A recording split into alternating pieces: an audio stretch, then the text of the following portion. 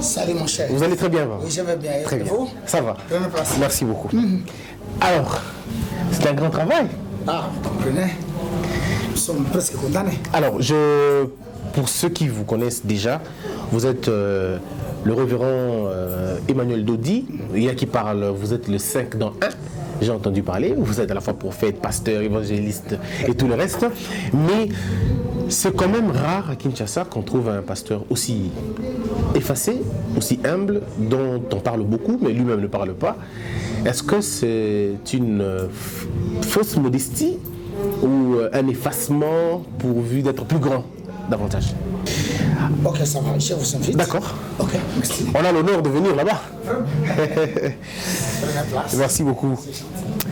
Alors, révérend Dodi, le bruit qu'il y a dehors, c'est justement le son de l'église. Il y a une prière aujourd'hui, c'est le dernier jour. Il y a un monde fou à l'extérieur. Pouvez-vous nous dire c'est quoi la journée d'aujourd'hui? C'est quoi la symbolique? Oui, chaque année, du 17 au 26, et parfois nous allons jusqu'au 27, nous célébrons les 10 jours qu'avait célébré le prophète Daniel. Voyez-vous, c'est vraiment une prière extraordinaire. Extraordinaire. C'est une prière qui ne rate jamais, qui n'échoue jamais. Pourquoi Daniel? Daniel, premièrement, c'est un être. Daniel, c'est parmi les grands prophètes. Daniel, c'est un homme, comment dirais-je, extraordinaire. Son histoire est tellement riche. Pourquoi Daniel? C'est parce que Daniel, c'est premièrement un être de théophanie. Et en célébrant. Alors, bon, c'est vrai, Daniel, on parle de lui aujourd'hui, mais le thème a intéressé plusieurs personnes. C'est ce qui m'a poussé de venir vous voir. Vous parlez du destin et de la chance, et vous dites que destin et chance sont des concepts totalement diaboliques, reliés au diable. Un enfant de Dieu ne pouvait pas souhaiter à quelqu'un une bonne chance. Merci. Pas comme ça. J'aimerais vraiment m'adresser à tous ceux qui nous suivent maintenant et à ceux qui nous suivront peut-être plus tard. Ce que nous voulons parler, c'est un peu profond, voire même troublant. C'est du jamais entendu. Comme il est écrit, que ce sont des choses que l'œil n'a jamais vues, que l'oreille n'a jamais entendues, qui ne sont point montées au cœur de l'homme, les choses que Dieu a réservées à ceux qui l'aiment. Très bien. Parce que vous m'appelez pasteur. Un pasteur, c'est comme un président. Ouvrons cette parenthèse que nous allons refermer rapidement. Pour un pays qui se respecte, la constitution doit être respectée. Même si dans des pays de Dieu, comme les nôtres, parfois, il y a à boire et à manger. Pour un bon pasteur, il doit parler avec les Écritures.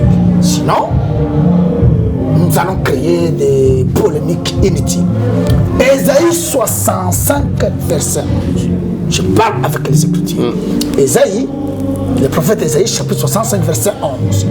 Et ça qui me suit, je vous conseillerais de les lire dans la version français courant. Ok? Très bien. La Bible dit, je m'adresse à vous qui m'avez abandonné, qui avez abandonné ma sainte montagne. Et vous avez préféré d'offrir les vins mélangés à un menu qui est le Dieu du destin et à Gad qui est le Dieu de la chance. Gad, Dieu des chances, et menu, Dieu du destin. Commençons par là. Je dis bien Ésaïe 65, 11. Qui est le Dieu du destin? Il s'appelle Menu. Qui est le Dieu de la chance? Il s'appelle Gad. Est-ce que le Dieu que vous priez, nous les croyants chrétiens, dans le monde entier, partout vous allez me suivre, est-ce que Jésus-Christ, il s'appelle Menu? Est-ce que Jésus-Christ, il s'appelle Gad? Non. Or, il est dit ceci, qui nous a donné l'intelligence. Je suis dans 1 Jean, chapitre 5, verset 19 à 20. 1 Jean, chapitre 5, 19 à 20.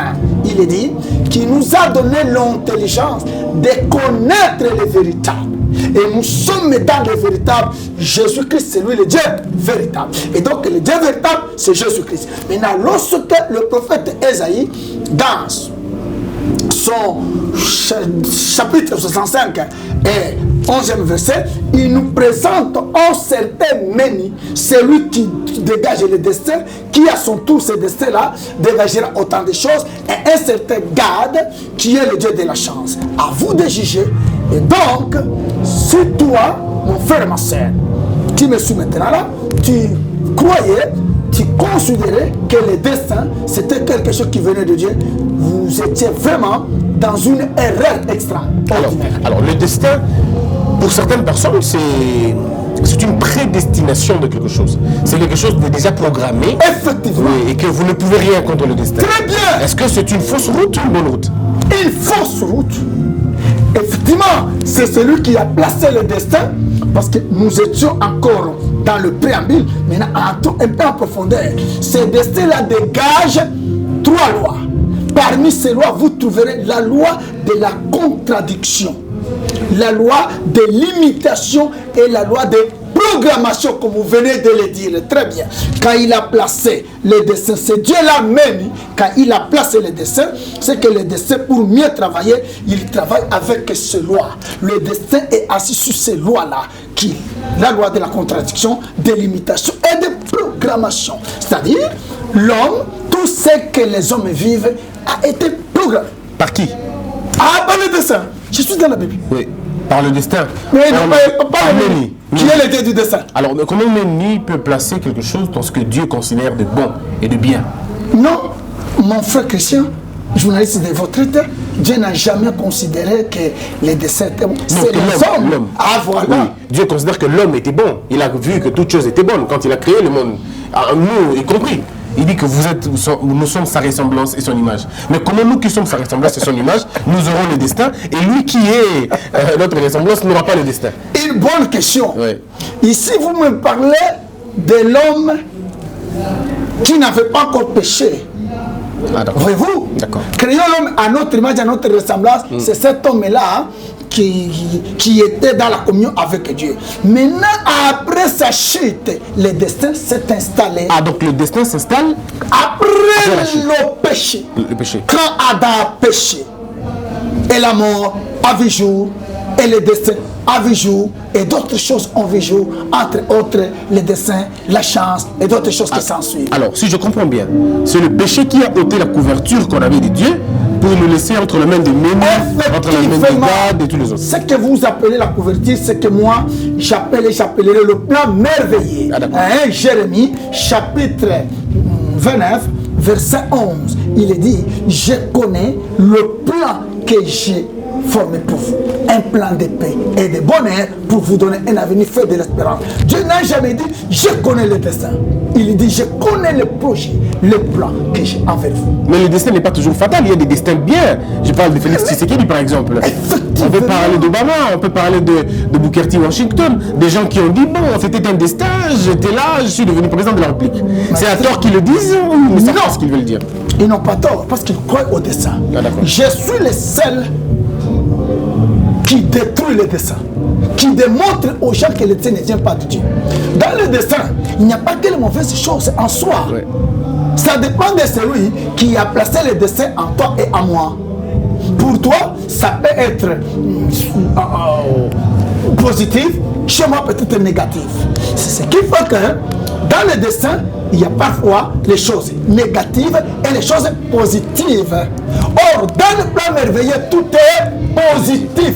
C'est pourquoi il est dit que je connais les plans, je le répète, que j'ai formé un plan de paix et de bonheur, non pas de malheur. Très bien. Donc, il est écrit que c'est la bénédiction de l'Éternel qui enrichit. Et celle-ci, suivez-moi bien, n'est accompagnée d'aucun chagrin. Vous me suivez? Or, dans le destin, il y a le chagrin. Obama, Félix, attendons la fin. Il peut y avoir les chagrins. Or, la Bible dit, c'est la bénédiction de Dieu qui enrichit. Et celle-ci n'est accompagnée d'aucun chagrin. Or, dans le destin, tu peux atteindre la sommité ou le sommet des choses, il faut s'attendre à tes chagrins. C'est ça le mal du destin. Donc le destin a un prix. Oui, vraiment un prix négatif. Négatif. Mais alors, est-ce que le destin, vous le posez à quel nom? Le destin, vous le posez à quel nom? À la bénédiction, à la grâce de Dieu, vous le posez à quel nom? Non. Ou le destin est l'opposé de quel nom? Et l'opposé seulement à la bénédiction. Ah d'accord. Il y a 3 choses qu'un homme doit maîtriser. Il y a le destin, il y a la chance et la bénédiction. Et si qu'on s'entende très bien. Ceux qui me suivent, qu'ils me suivent très bien. La chance, le destin et la bénédiction. Nous les enfants de Dieu, nous n'avons pas besoin ni de la chance ni du destin, nous avons besoin de la bénédiction. Ésaïe 65, la Bible dit, celui qui voudra être béni dans le pays, voudra l'être que par Dieu de vérité. Celui qui voudra être béni dans le pays, voudra l'être que par Dieu de vérité. Et la même Bible enchérit en disant, c'est la bénédiction de celui-ci, ok, pour ne pas citer tout le temps son, du Seigneur, du Dieu de l'Éternel, qui enrichit et celui-ci n'est accompagné d'aucun chagrin. Or, votre question est laquelle? Le destin s'oppose à qui? Il s'oppose à la bénédiction. Quand Dieu bénit, tandis que l'ennemi, avec le béni et le destin, lui, il plante le destin pour s'opposer à la bénédiction. Okay? Et la chance, c'est garde le temps. Parce que la chance... On reviendra sur la chance. Parce que finissons avec le destin. Vous avez parlé de 3 lois. Très bien. Je reviens sur la loi de la contradiction, la loi de la programmation et la loi de l'imitation. Parlons de la loi de contradiction. Qu'est-ce que vous entendez par la loi de contradiction? Très bien. Je parle avec les Écritures. Romains, chapitre 7, verset 14 jusqu'à 25. Romains, chapitre 7, 14 à 25. Paul dit ceci. J'ai la volonté de faire le bien, mais je n'ai pas le pouvoir. Le mal que j'ai, c'est ce que je fais. Je vois en moi une loi qui lutte contre la loi de mon entendement. À moi, il y a ce pouvoir-là de faire le bien, mais hélas, il y a cette volonté de faire le bien, mais je n'ai pas le pouvoir. C'est cette contradiction que Paul est en train de décrire. Il dit, je vois une loi qui lutte contre la loi de mon entendement. J'ai la volonté de faire le bien, mais pas le pouvoir. Qu'est-ce qu'on entend par la contradiction? Les hommes, vous qui me suivez, mais vous êtes déjà contredits. Est-ce que la vie, mon frère, ma soeur, que tu mènes, c'est celle que tu rêvais jadis? La réponse est non. Tu vis le contraire. Est-ce que le boulot que tu as, il est conforme, ce job-là, à tes études? Absolument pas. Vous ne voyez pas qu'il y a quelque chose qui ne cadre pas très bien. L'âge que tu as, est-ce que tu serais encore chez vous, ma soeur, mon frère? Vous ne voyez pas que vous êtes contredit par le destin? Mais alors là, c'est du côté matériel. Parlons du côté beaucoup plus spirituel. Il y a des gens aujourd'hui qui ont la volonté d'abandonner, de s'enivrer, mais ils n'arrivent toujours pas. C'est ce que pour lui. Le verset que j'ai donné n'est pas matériel, il est plus spirituel. Il dit, j'ai la volonté de faire le bien, mais pas le pouvoir. Ok. Entrons dans le spirituel. Combien de gens,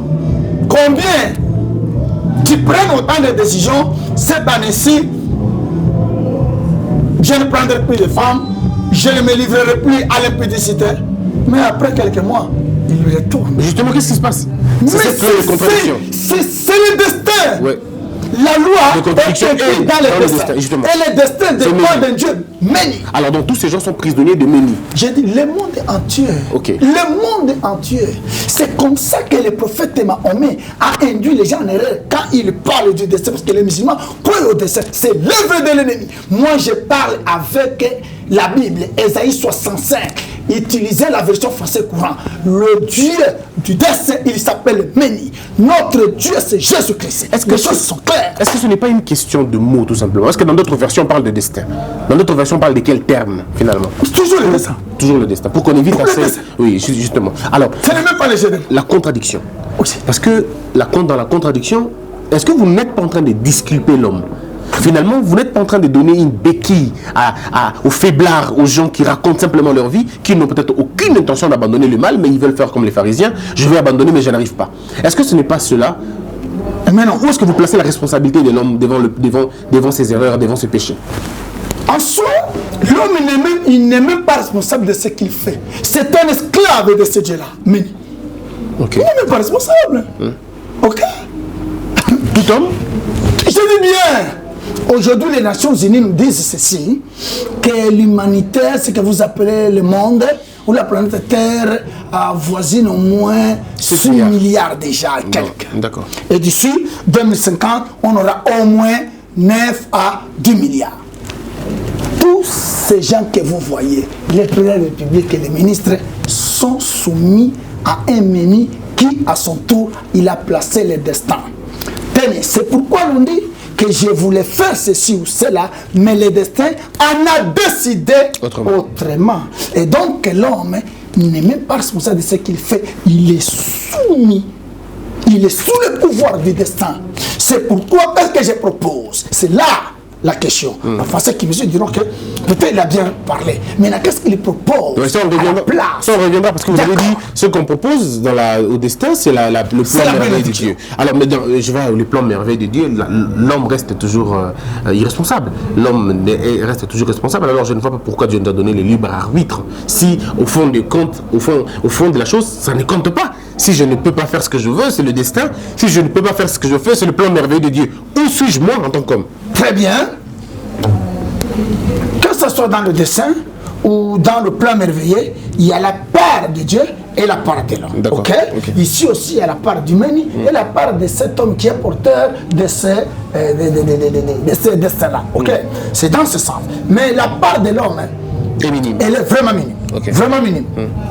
C'est celui, économiquement parlant, si nous ouvrons une entreprise, chacun mène sa part. C'est celui qui a donné la part la plus considérable, c'est celui qui a le dernier mot. Alors, on parle de la limitation maintenant, la loi de la limitation. Ça veut dire quoi? Évidemment, la loi de la limitation que les dessins dégagent, c'est-à-dire l'homme ne peut aller loin, quoi qu'il en soit. Ça vous freine? Carrément. Ce qu'on a entendu parler de freinage, blocage, c'est cette loi.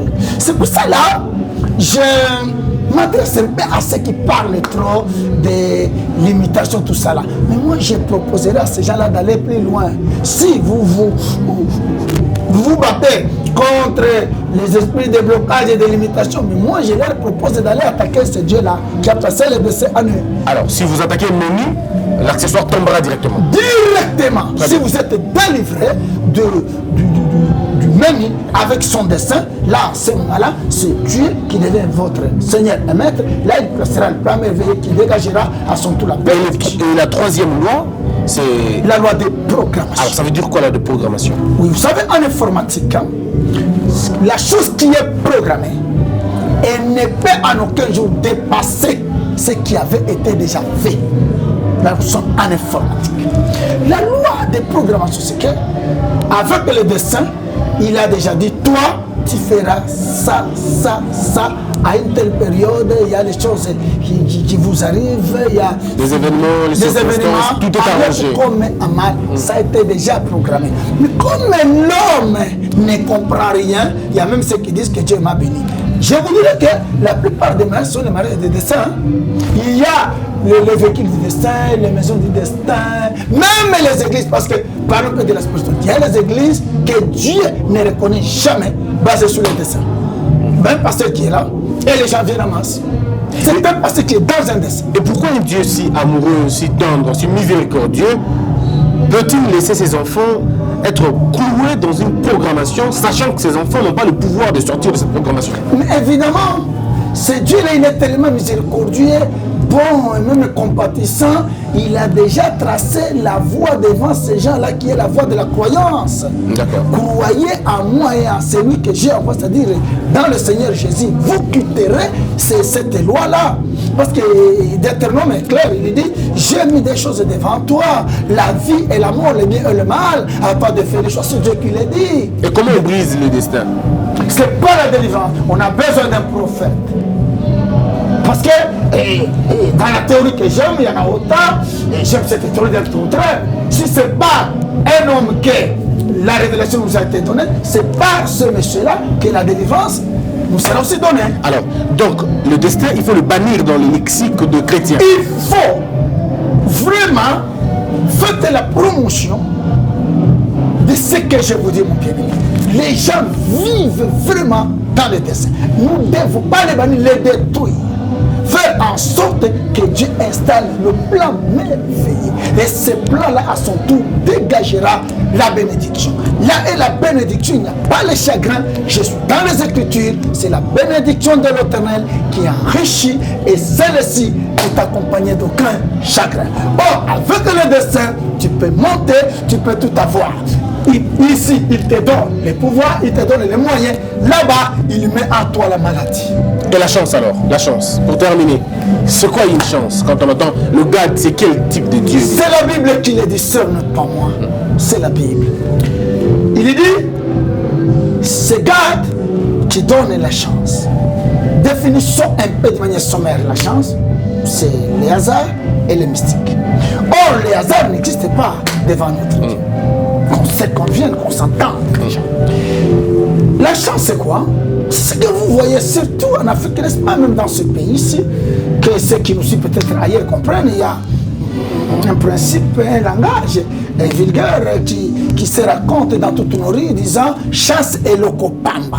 Alors je m'adresse, je l'interprète à ceux qui ne comprennent pas le langage. Chasse et locopamba, ça veut dire tout simplement que bon, la chance n'est que rien. C'est quelque chose de vraiment de hasard. Bon, il y a des gens qui parlent du sacre de la médiocrité. On dit bon, d'accord. Voilà. C'est une prime à la délinquance. Dieu n'est pas un Dieu de la chance, c'est un Dieu de la bénédiction. Or, la bénédiction, c'est mérite. Est-ce que Dieu récompense que les travailleurs ou Dieu récompense les gens qu'il veut? S'il veut, quand il veut, où il veut? Oui, il a besoin à ce que les hommes travaillent, mais au-dessus de ce travail, qui est sa bénédiction. N'est-ce pas, il est écrit, vous vous levez très tôt le matin, vous vous couchez tard, et vous mangez le pain de douleur, ce pain que Dieu donne à ses bien-aimés quand ils dorment. Ça veut dire que Dieu favorise les faibles, qui croient en lui, et prive les forts qui ne croient pas en lui? Absolument pas. J'ai dit ceci. Psaume 127, de 1 à 6, il est dit ceci, que vous vous levez très tôt le matin pour se coucher tard et manger le pain de douleur, ce pain que Dieu donne à ses bien-aimés quand ils dorment. Ok. C'est pour autant que les gens ne fassent rien qu'il les donne et que Dieu leur donne le pain? Absolument pas. Il voulait dire tout simplement, en travaillant, faites en sorte que votre travail soit reposé sur la bénédiction, soit que la bénédiction soit sur son travail. Parce que tu peux travailler autant, s'il n'y a pas la bénédiction, c'est vraiment une peine perdue. C'est comme ça, il est dit, c'est pain que vous cherchez du matin au soir, mais Dieu donne à ses bien-aimés quand ils dorment. C'est pour autant que les gens dorment et qu'ils reçoivent le pain gratuitement. La réponse est non. Travaillez, mais faites en sorte que dans ton travail, que la main de Dieu, que la bénédiction vous accompagne. Alors, plus que deux questions pour qu'on vous laisse, pasteur, vous avez beaucoup de choses à faire à l'extérieur. Est-ce que c'est Dieu qui forme des compétents ou Dieu a besoin des compétents? Cette question a des réponses. Il y a la compétence selon les destins. Ouais. Dieu a fait ce que l'autre soit compétent. Les destins, parfois, a fait ce que l'autre soit compétent, que l'autre soit intelligent. C'est le destin. Il faut bien qu'on comprenne cela. Mais par rapport à Dieu, Dieu a fait ce que tout le monde soit compétent. Vous comprenez cette différence? Avec le destin, il y a les compétents et les incompétents. Il y a les intelligents et les fainéants. Mais avec Dieu, tout le monde est intelligent. Dans le plein merveille de Dieu. Tout le monde est intelligent. Tout le monde est béni. Et c'est là que Méni vient freiner les uns. Voilà! Pour créer un problème, la haine et la jalousie, même la sorcellerie. Quand je vous vois en train d'évoluer, parce que moi, il a fait à ce que j'échoue, maintenant je vais vous jalouser. Mais avec Dieu, il a fait en sorte que tous parviennent à une bénédiction. Et la bénédiction ici, que chacun se retrouve dans ce qu'il fait, ça c'est notre Dieu. Mais avec le destin, tu peux travailler autant, parce que la plupart, vous avez cité quelques noms, je me réserverai de les citer pour des raisons qui me sont propres. Mais papa, surtout dans le pays comme le nôtre, nous avons vu les choses de toutes les couleurs. Hein. On a vu à un moment donné les fainéants accéder. Ils nous ont dirigés pendant beaucoup de temps. Voilà! Voyez-vous? C'est le destin, on va dire. Mais c'est le destin! Mais comment le destin va privilégier? Comment Méni va pousser ses enfants au sommet et Dieu laisse les frères? C'est pourquoi Dieu a ouvert le chemin des croyants. Si vous croyez à ce moment-là, le destin n'aura plus sa place. Quand on a cru, et que le travail de la délivrance commence. Premièrement, tu crois, on te fait voir le plan du salut, maintenant on te fait voir sur le plan du menu avec le destin. Regarde, ce que tu vis n'est pas ce que Dieu voulait que tu vives.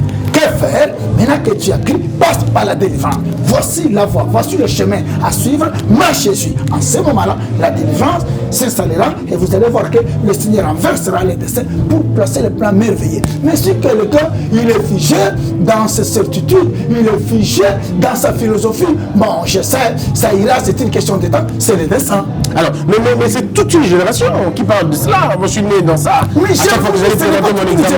Depuis que le monde, je suis le premier pasteur. C'est pour ça que ça bouleverse ceux qui me suivent et ceux qui m'entendent. Et je m'adresse à toi, mon frère, à toi, ma soeur, qui me suit maintenant là, partout où tu es. Si tu vois que tu vis la contradiction de ce que tu rêvais aussi, qui est toujours limité, tu vis une programmation qui ne dit pas son nom. Oui, j'aime dire ce qu'avait dit un homme dans notre pays, ici plus précisément dans la ville, la province de Kinshasa. Il avait dit ceci: si ton Dieu est mort et c'est le mien, si tu as prié, rien n'a marché, entre en contact avec moi en passant par le canal de Christian Bosembe, même en distance. Je veux te faire voir tel, tu étais dans le destin et le destin sera détruit et Dieu installera ce plan merveilleux, ce plan extraordinaire qui dégage la bénédiction. Tu n'es pas venu accompagner qui que ce soit, tu n'es pas venu échouer, oui et oui. Alors il y a des phrases qu'on dit souvent, Nao tika batuna mokili. Ngai bon zala nzambe nga lingiza la bongo. Terre à terre, un langage léger qui est ici du destin. C'est rien que ça. Hein? Quand on a échoué, maintenant on accepte cet échec. Bon, ça va, hein? C'est ce qui a été. Une sorte de résignation. Évidemment, la résignation, c'est ce qui a été programmé pour Dieu a fait de moi. Non. Mais la Bible dit que vous serez des têtes, non pas des quais. Vous serez les premiers, non pas les derniers. Maintenant, vous allez me dire que Dieu là a fait de toi, a fait de toi une quête. La réponse est non. Donc il y a tellement de bonnes promesses dans la Bible que nous ne verrons peut-être jamais parce que nous sommes bloqués par Méni. Par Méni et Gad. C'est ces deux-là qui font à ce que les gens n'accèdent pas à leur bénédiction. Maintenant, que faire? Il faut premièrement se séparer d'eux, croire en Dieu et en celui que Dieu a envoyé, c'est-à-dire dans le Seigneur Jésus. Quand on a crié, il faut croiser maintenant un véritable homme de Dieu et plus particulièrement un sacrificateur. Celui-ci t'aidera, te donnera des prières, fera en sorte que la délivrance se réalise, que le Méni et Gad, Dieu de chance et du destin, tombe et que le bon Dieu, je le répète, tu t'amènes dans son plan merveilleux. J'ai entendu quelqu'un dire c'est vraiment un destin. Il a qu'à chance. Il a comme un destin. La pasteur, voilà. J'ai rencontré un homme de Dieu par chance. C'était vraiment une très grande et bonne chance pour moi. J'ai rencontré un homme de Dieu. Il a raison parce que peut-être il m'a jamais écouté. Ouais. Maintenant qu'il va m'écouter, je conseillerais à un tel monsieur d'échanger ce langage. De dire c'est même si il a rencontré un président, un monarque, un roi qui ne parlait pas que c'est par hasard. Non, parce que les hasards n'existent pas. C'est bien de dire, je l'ai rencontré, je ne sais pas si c'est par Dieu, si c'est par le destin. Ah d'accord. Donc il faudrait mettre un peu de doute avant de confirmer quelque chose. Évidemment. Et donc à tous nos enfants qu'on a envoyés à l'école, en leur disant bonne chance, on les confie en réalité entre les malédiction. On les confie entre les mains de Dieu. Il fallait leur dire que Dieu vous bénisse. Que Dieu vous accompagne. Alléluia. Que Dieu vous accompagne. Parce qu'il est le Dieu de départ et le Dieu d'arrivée. Il est le Dieu du commencement, il est le Dieu de la fin. Il fallait dire que Dieu soit avec vous. Je le répète, celui qui voudra être béni voudra l'être que par Dieu de vérité. Donc la bénédiction vient de Dieu, mais la chance se garde et le destin se ménit. Ne jamais dire à vos enfants bonne chance. Et maintenant là, toi qui me suis, refusez, vous qui me suivez, refusez si quelqu'un par, je ne sais pas, piqué par quelle mouche, bonne chance. Dites dans ce monsieur-là, je n'ai pas besoin de l'argent, j'ai besoin de la bénédiction. À moins que tu me dises que Dieu te bénisse. Et là, je recevrai cette bénédiction avec joie. Vous avez toujours été merveilleux, prophète. Ça a toujours été un plaisir pour moi de vous rencontrer. Merci. Alors, on va organiser des séries d'émissions comme ça pour faire comprendre aux enfants de Dieu la vérité. Alors, pasteur, vous parlez beaucoup de langues. Vous parlez l'anglais, vous parlez le français, vous parlez le swahili, dans toutes ses formes d'ailleurs. Vous parlez Tuluba, vous parlez lingala. J'aimerais que vous puissiez, parce que ceux qui nous suivent en Europe, il y en a qui ne parlent pas lingala, mais qui parlent français. Il y en a qui parlent anglais, mais qui ne parlent pas peut-être d'autres langues.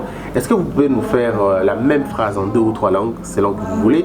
Mais une question me revient tout de suite, c'est la question de la différence entre que vous voyez entre la prédestination, la destinée et le destin. Est-ce que ce sont le même mot qui viennent du même radical? Évidemment, c'est le même mot. C'est-à-dire, destin, prédestination, c'est quelque chose de déprogrammé avant. Pré vient avant, post vient après. Donc nous sommes toujours dans la même source qui est le destin. Maintenant, ici, le français a fait ce qu'on parle de la prédestination, c'est-à-dire de la destinée.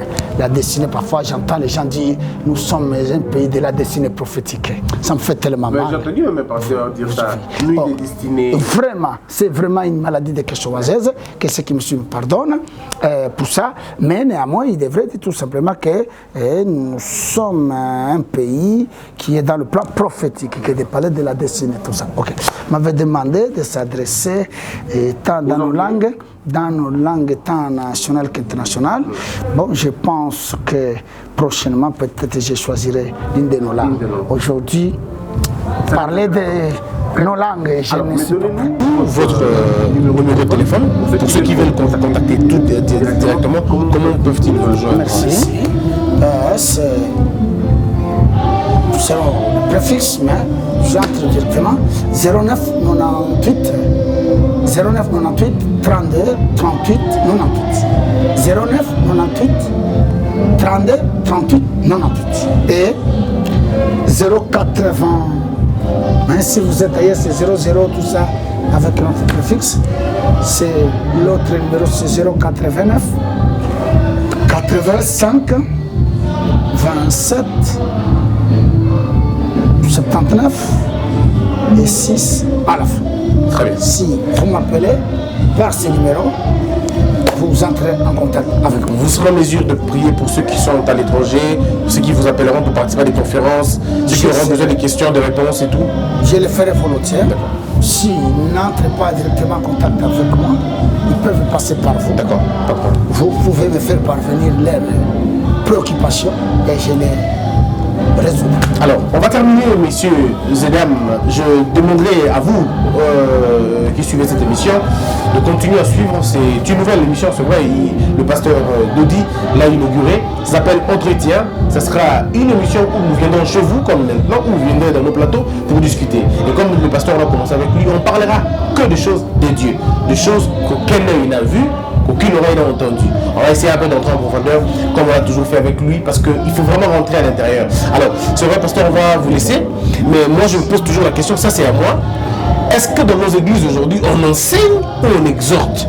Et je crois qu'à un moment donné, on a besoin de l'enseignement et de l'exhortation qu'on fait. On a besoin de tout. De tous les deux.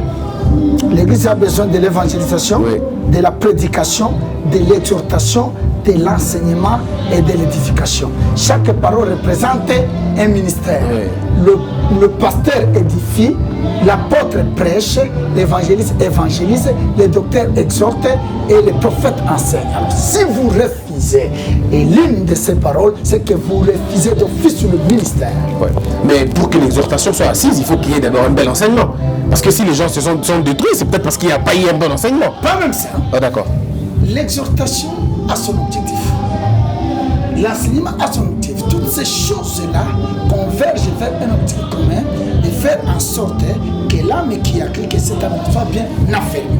Là où on a besoin d'une exhortation, là où on aura besoin d'une prédication, d'un enseignement, on a besoin de toutes ces choses-là. Même si les enseignements ensemble peut avoir du poids, mais on a besoin de ces 5 paroles. Merci beaucoup, prophète. Est-ce que vous nous permettez de participer un peu au culte pour voir ce que c'est? C'est beau. D'accord. On va juste prendre quelques C'est le même de le faire présenter, de le faire voir à ceux qui nous suivent. On aura besoin du culte, mais là on va d'abord diffuser l'interview et voir ce que c'est. Merci beaucoup. Que Dieu vous bénisse. Merci. Merci.